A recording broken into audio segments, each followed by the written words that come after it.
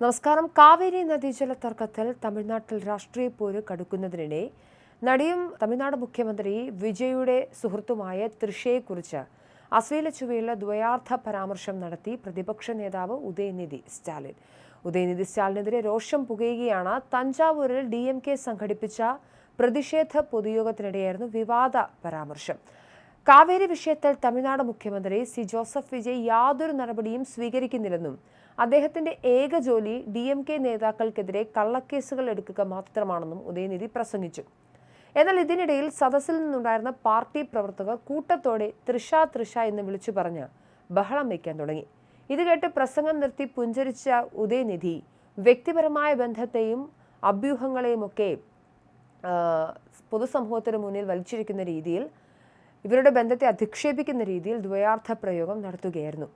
വെള്ളം എവിടെ എത്തിയില്ലെങ്കിലും അവിടെ എത്തണമെന്ന രീതിയിൽ ചിരിച്ചുകൊണ്ട് ഉദയനിധി നടത്തിയ പരാമർശം രാഷ്ട്രീയ എതിരാളികളെയും പൊതുസമൂഹത്തെയും ഒരുപോലെ പ്രകോപിപ്പിച്ചു.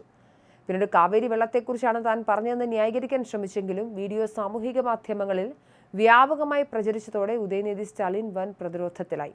ഉദയനിധിയുടെ ഈ തരംതാണ രാഷ്ട്രീയ പെരുമാറ്റത്തിനെതിരെ ഭരണകക്ഷിയായ തമിഴക വെട്രി കഴകവും BJPയും അതിരൂക്ഷമായ കടന്നാക്രമണം അഴിച്ചുവിട്ടു. ഉദയനിധിയുടെ വാക്കുകൾ കേവലം ഒരു തമാശയല്ലെന്നും അങ്ങേയറ്റം അറപ്പുളവാക്കുന്നതും രാഷ്ട്രീയ സംസ്കാരത്തിന്റെ ജീർണത വെളിവാക്കുന്നതാണെന്നും TVK MLA രേവന്ത് ചരൺ വിമർശിച്ചു. ഏതൊരു വ്യക്തിക്കെതിരെയും ഇത്തരത്തിലുള്ള മ്ലേച്ഛമായ അധിക്ഷേപങ്ങൾ നടത്തുന്നത് യാതൊരു കാരണവശാലും അംഗീകരിക്കാനാവില്ല. രാഷ്ട്രീയമായി ഒന്നുമില്ലാതെയാകുമ്പോൾ വില കുറഞ്ഞ പ്രകോപനങ്ങളിലൂടെയും അശ്ലീല പരാമർശങ്ങളിലൂടെയും ശ്രദ്ധ നേടാനാണ് DMK ശ്രമിക്കുന്നത്. പൊതുസമൂഹത്തിന് മുന്നിൽ നിലവാരമില്ലാത്ത പെരുമാറ്റം തുടരുന്നതാണ് തമിഴ്നാട്ടിലെ ജനങ്ങൾ DMK തള്ളിക്കളയാൻ കാരണമെന്നും അദ്ദേഹം കൂട്ടിച്ചേർത്തു. അറിവാലയത്തിന്റെ നിലവാരമില്ലാത്ത രാഷ്ട്രീയത്തിൽ പോലും കാണാത്ത അത്ര തരംതാണെന്ന തലത്തിലേക്കാണ് ഉദയനിധി ഇപ്പോൾ വീണിരിക്കുന്നതെന്നും TVK ആരോപിച്ചു.